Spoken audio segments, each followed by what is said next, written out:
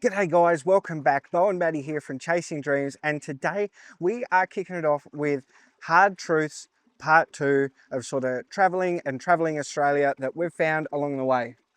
If you haven't seen it, there is a Part 1. Be sure to head over there and suss it out. We found a lot of inspiration to do a Part 2 from that video because it inspired a lot of people. Yeah, so one thing we noticed from the feedback from that is there was a lot of people in the same boat that just said, you have no idea how much I needed to hear this, that somebody else is going through the same thing.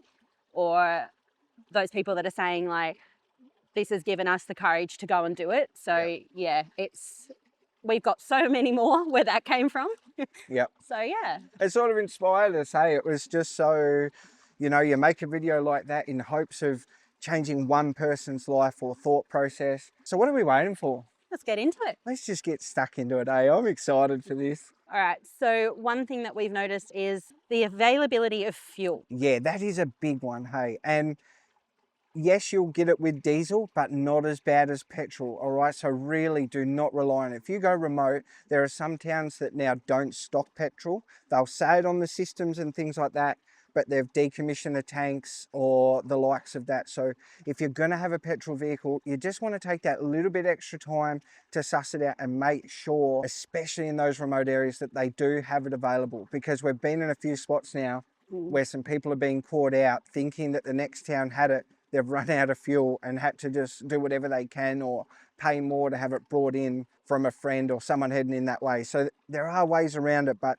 just be that extra bit cautious. And that's something that I personally, if I'm going to travel Australia, I would not buy a petrol for that reason, because we've lived remote and we know trips that we've done, there's been hundreds of kilometers where there has been no petrol to buy. Yeah. And sometimes you will be waiting for diesel. You get to a spot and they've got to have it trucked up and they won't have any available either, but it's less common and you can normally get to the next town and grab some, where fuel, it's just a pain. It is. So if you're thinking about it and you're in a petrol car or you're thinking about purchasing a new car to travel, just have the thought of that petrol can be very difficult to get in remote areas.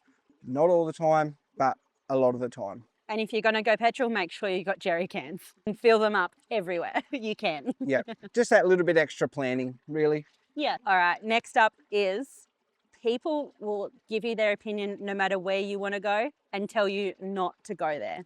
Before Maddie said this one, she told me that I'll like it. And this is so true. The amount of times that people have given us their perspective on a place or a town and said, don't go there, it is completely not worth it, and we've loved it, is just incredible. And some places I've heard others get the advice and told not to go there, but I know other travellers that have rated that spot as their #1 place in Australia, and the like. So our motto is if someone says don't go there, we go there to suss it out for ourselves, because who knows what their day was like. There could have been windy, there could have been any number of issues that could have happened. They could have just been having an off day. And everyone's overcast. different, right? Like That too. everybody's opinion on a place is different. Somebody might love it, somebody might hate it for all these different reasons. Yep. But so true. Make up your own opinion. And yeah, we've really found that a lot of the time we like the place that we've told not to go. Yep. So you're going to hear all different stories on the road about don't do this, do that, and just make it for yourself. Again, I said in the last one, this trip is for you. Go and tick off what you want to see, and along your travels, you'll find out how you like to travel, what you like to see, and what you enjoy. So remember that it's for you. Go and tick those things off that you want to do.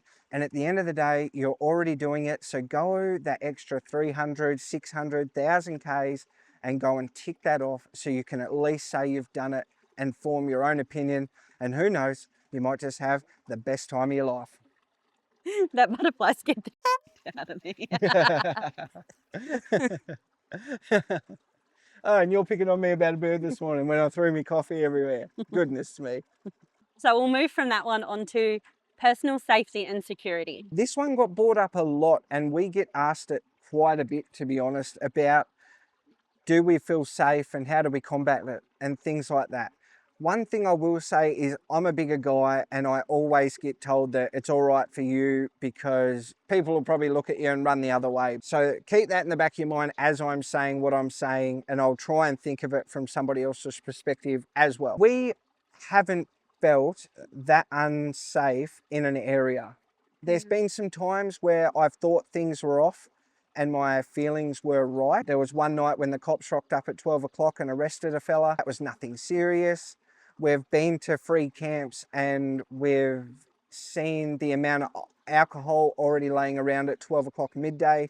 So we've gone, you know what, I know exactly what's going to happen here, we'll move on. And the likes of that, but we've always had that gut feeling and left. But what, 18 months now on the road, and we've only had it, I'm going to say 3 or 4 times in that whole time. I think the crime is a lot of opportunistic. So if you leave your chairs out, I don't even think they take chairs, but if you leave your chairs out or your tunnel boot open, stuff like that, and you're not locking away your gear, I think that's when most people are seeing it. Other thing to say here is we've never encountered it.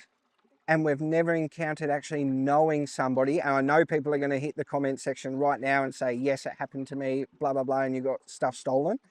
But we've never met somebody or heard of anybody in a caravan park, anything, anywhere, actually getting broken into or something stolen. So I don't know.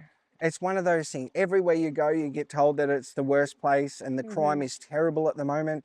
And to be honest, it really is. Everywhere you go, there are issues. But if you're sensible and lock things up, which I know you shouldn't have to, but it's the day we live in, what do? Just be sensible and lock it up. And then you shouldn't have any issues. About feeling unsafe from other people, I don't know. I've never had Yeah. it. You know, I take everyone face value. You still have some feeling about different scenarios, but yeah, I'm not sure on that one. If you are a solo traveler, never be afraid if you feel confident with that person that you can see in the distance to come up and say, hey, I'm on my own. Can you just keep an extra eye out? I personally know that if I see somebody who's a solo traveler or someone traveling in a tent or a swag, I'll keep that extra eye and ear out for them as well, just to make sure that they're safe. I don't know, maybe it's like a protective instinct, maybe, but I'll always do that. So if you're on your own, don't be afraid to say, hey, I'm going to be over there. Can you just keep that extra ear out for me? Just so you feel confident as well and have a good night's sleep, you know, yeah, don't be afraid, hey. I think we're so scared to go and talk to others, but at the end of the day, I'm so passionate about people getting out there and having a great time that don't be scared to ask for help. Yep. So to wrap that one up, she's pretty good. All right. Getting mechanical work done is difficult. It's really hard to get into mechanics and get parts. So if you have any issues, be sure to be ready to just sit still for a little while. Normally you can find somebody who can assist within like a week and things like that. But some of the big companies, if you like to go to your actual Toyota service dealer or Ford, whatever it is, they will have a wait for quite a long time most of the time. So just be sure to remember that in the back of the mind. So having some type of tools or anything to do it yourself would be a great advantage. But yeah, it's just something that you're sort of going to find along the way. And some people I've heard of, they're even having to go back home because parts are taking that long to get there. So it's a tough one, to be honest. And I guess that's where it came back to buying a car four-wheel drive that people know how to fix and is quite common. Just has that bit more of an advantage because it's been tried and tested and everyone sort of knows how to fix it, if you know what I mean. And that comes back to I'm not mechanically minded and why we ended up buying, all I wanted was a 70 series because everybody knew how to work on them. Parts are readily available and worst case, second-hand parts at a wreckers and stuff like that. So yeah, and also just even thinking ahead as to where you might be when you need your next service and pre-booking it in. We do our own service, but if you go somewhere and get it booked in, the waits on those things can be massive. So just pre-thinking about where you might be and booking it in a little bit further and ahead. Yep. And since Maddie quickly touched on that, we do our own service. What we do is we just say we will know what town we're going to and we'll call around all the caravan parks and see who is willing for us to do it. Some will say no, some will say yes, and then you can get it done. So just knowing that and pre-booking that in advance is a great thing. Majority of the time they have an area that is suitable for it. So you laugh and save those few extra bucks and just get it done. And then how do we dispose of the oil? Most towns have a tip, and then the tip a lot of the time has just let us in for free to leave that with them, and off we go. So nice, quick, easy process, to be honest. It's not that difficult. Your perfect setup can change. So keeping that in the back of your mind, okay? We hear it all the time that people are campers and they go out camping all the time, and you ask them how often. You know, they'll give you, when they really think about it, they've been twice this year, if that. You know what I mean? A lot of the times they're just going to a caravan park. They're not really getting out there and testing stuff. So your perfect setup in your head might not be exactly what you need. Once you actually live this lifestyle and learn it, you'll find your own ways, you know. Even from us camping all the time, like we used to get out whenever we could, and we still today learn stuff about ourselves and just think about it. So just have that in the back of your mind. Maybe buying brand new to start with isn't the best way to go, because you're probably going to change your mind in the first year. Not saying that you will, but the chances are there. I think most people will say rule of thumb is 3 vans before they get it right. And then vehicle, that's just personal choice, you know what I mean? Just remember that. Maybe look at renting is my biggest advice. My biggest advice is rent a caravan and try it for a week or a few weeks and just see what you think of that layout, and then really do your research. Please think that you don't have to have the flashiest thing. This isn't a competition out here. I'll give you the tip. Some people think it is, but at the end of the day, you're going to be parked right next to them and us. So we're in it together. We love the same thing. Just appreciate everyone. Living in small spaces can get very cluttered and messy very, very easily and quickly. Especially if you have someone like me. So I like to leave things on the bench, all right? I'm a bench leaving kind of guy, so they're easy grab and just get out of there. Maddie hates it. And just that one little thing can really, really make a whole space look messy. Yeah. And we found that if the space is messy, like our brains are messy, like they're really cluttered and flustered, and it makes things a lot more difficult. So having a space for everything is a big thing, as long as it gets put back in that space. This is very true. And she's talking directly at me here, all right? So just remember that in a small space. And with also living in a caravan or the likes, you're going to be bringing in all that dirt, grass, you know, your feet are probably going to get wet on those rainy days or whatever, and you're going to bring all that into inside. So something simple like keeping the floors clean and having a spot for everything is crucial in a small space. Yeah, and if you're struggling with, like, if your head is all flustered, have a look at your environment and just be like, okay, it's a bit messy, I'm going to pick up for a couple of minutes. Yep. And that's usually all it takes, because it's such a small space. Yeah. But the amount of relief you feel, and like you just feel clearer as soon as you clean up. Yep. And you know where everything sort of goes, so it takes 2 seconds to, a couple of minutes, sorry, to do it. Not that I'd know. Anyway, next on the list would be road conditions. Which is really, really difficult. Nowadays that we're just in the troopy and don't tow a caravan, simple. We just pick a track, we go down it, and just go from there, right? But if you're towing a caravan, there are some roads that are no pass for the caravan. There are some roads that are so hilly and windy that they're not recommended, and you just can't tell from looking at the map. So you really have to do that extra bit of legwork, whether it's talking to people or you've got to throw yourself in the deep end and just get in there and figure it out. So you're driving along and you'll find it, you know. It's happened to us quite a bit, to be honest. We've still had old boy with us here and there, and there's been a few tracks we've gone to take that he couldn't. So we've still had to have that in the back of our mind. But that's something that is quite difficult, to be honest. As you travel around, you don't know what you're heading into and you don't know what it is like. We love dirt tracks, love them. So our mindset... Sorry, something just jumped at me. We love a good dirt track. We think that is where the adventure lies for us. So you never know what that track is going to be like. Are there washouts? Are there water crossings? Our mindset with that is always think that the track is the worst it is ever going to be, and then you're laughing if it's not. So prepare for the worst, fingers crossed for the best. And I think that is the only way you can sort of go in with it. We have just completed the Cape area, and a lot of people are asking, what are the road conditions like? They change every hour. It is a very, very hard thing to say. Even if the graders have just gone through, they're going to be probably good for a week, maybe, depending on road traffic. But it's still just going with the mindset is going to be the worst and just hope for the best. And I think if you travel with that sort of mindset, you'll be laughing.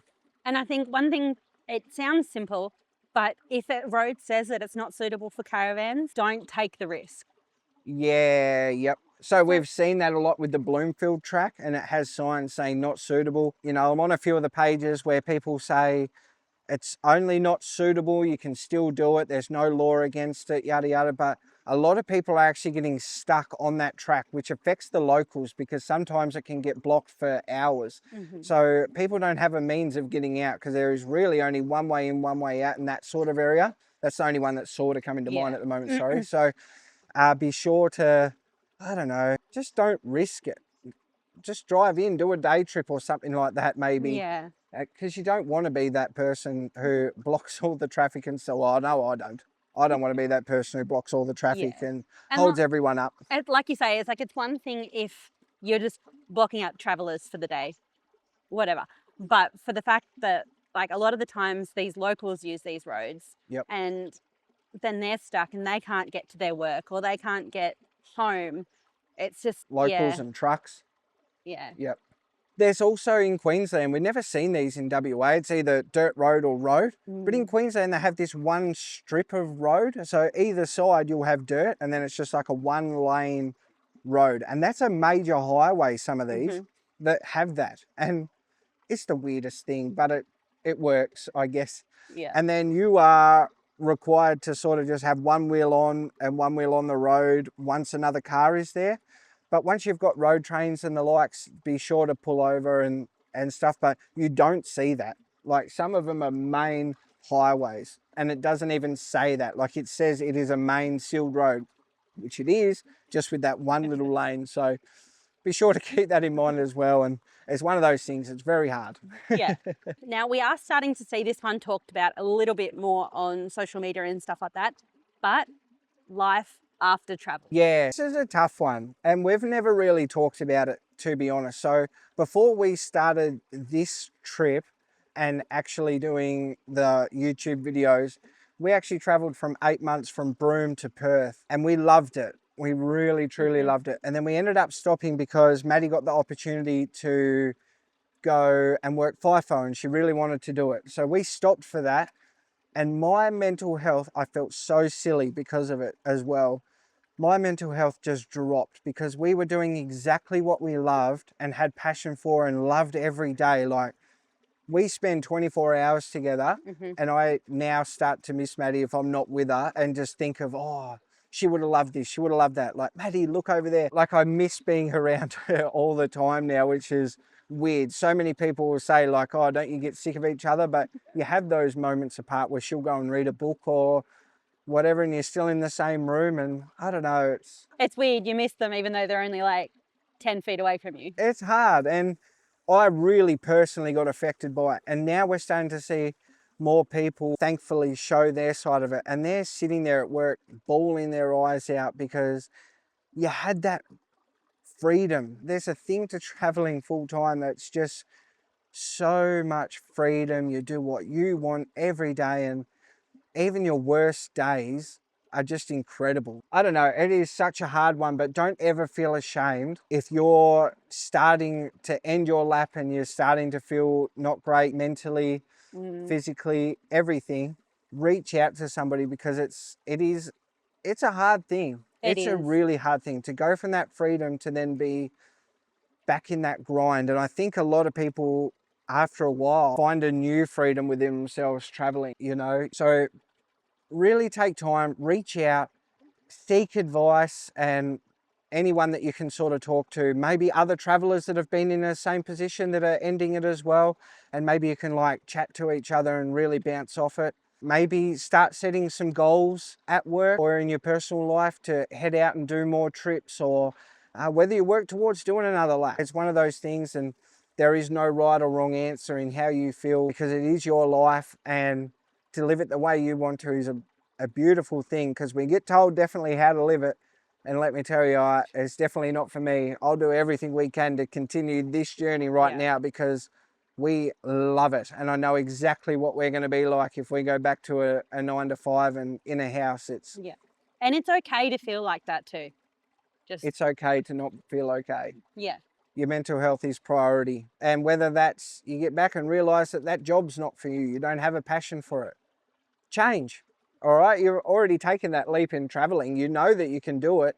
So just have a bit of change within that routine of once you get back to life and whatever you do, just, yeah, it's a tough one. And there's no right or wrong answer. Don't let that deter you from getting out here and doing it though, because I've only heard very few people say it is the worst thing that they've done. Yeah.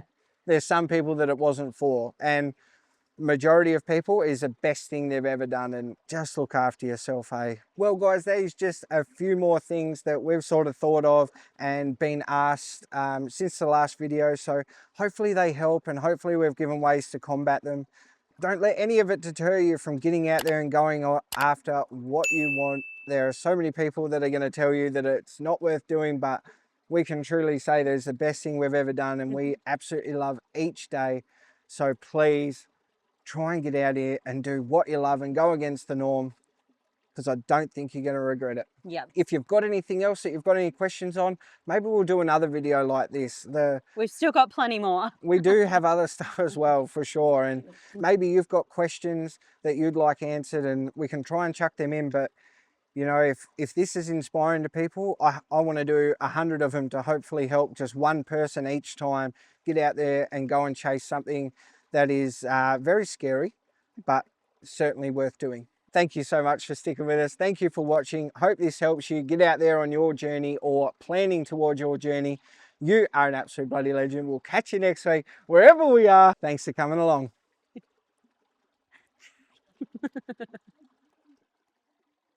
All right, let's get out of here. It's hot.